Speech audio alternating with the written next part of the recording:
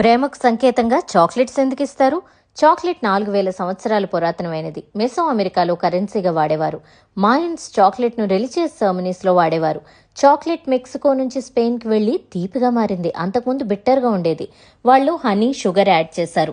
3వ స్పానిష్ చక్రవర్తి ఫిలిప్ కూతురు యాన్ 13వ లూయిన్ పెళ్లి చేసుకున్నారు 1615లో. ఆమెతో పాటు చాక్లెట్ను ఫ్రాన్స్కు తీసుకుని వెళ్లారు. అప్పటి నుంచి ప్రేమకు సంకేతంగా చాక్లెట్స్ ఇవ్వడం మొదలైంది.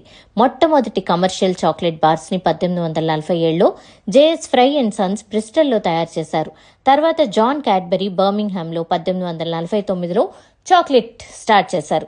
క్యాడ్బరీ కోకో ప్రెస్ ఇన్వెన్షన్తో చాక్లెట్ మాస్ ప్రొడక్షన్ మొదలైంది. ఇంతకీ చాక్లెట్ ఇండియాకి ఎలా వచ్చింది? ఇండియాకి మొదట మెక్సికోకు చెందిన క్రియోలో వెరైటీ వచ్చింది. 1965లో క్యాడ్బరీ సంస్థ కేరళలో చాక్లెట్ సాగు మొదలు పెట్టించింది. ప్రపంచంలో 80% చాక్లెట్ ఘనా, ఐవరీ కోస్ట్లో ఉత్పత్తి అవుతుంటే